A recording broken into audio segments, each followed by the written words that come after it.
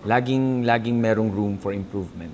Don't judge that easily. Mas mabuti na ang pagiging mabuting tao kaysa magaling. Hello everyone, I'm Cedric Juan and I'm playing the role of Victor sa Ang Himala ni Nino. And this is my 5-in-1 challenge.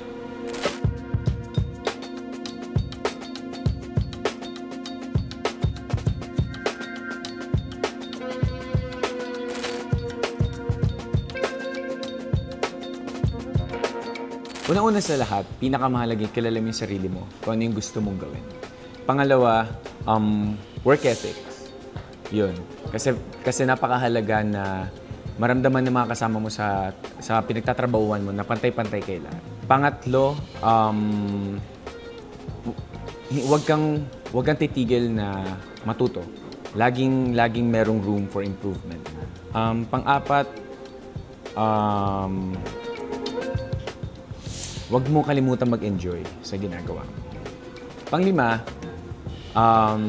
kailangan mo ma-appreciate kung ano man yung naibibigay ng, ako as an actor, kung ano yung naibibigay ng mga co-actors mo. Be generous about it and reciprocate it.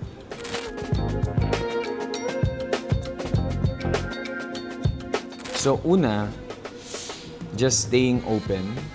Pangalawa, embrace yung fact na lahat tayo may pinagdadaanan. Pangatlo, don't judge. Don't judge that easily. So, walang prejudice agad. Empathize more. Panglima, pwedeng pag-usapan. Pag-usapan yung mga bagay-bagay kesa isipin mo na bad trip lang siya for no reason.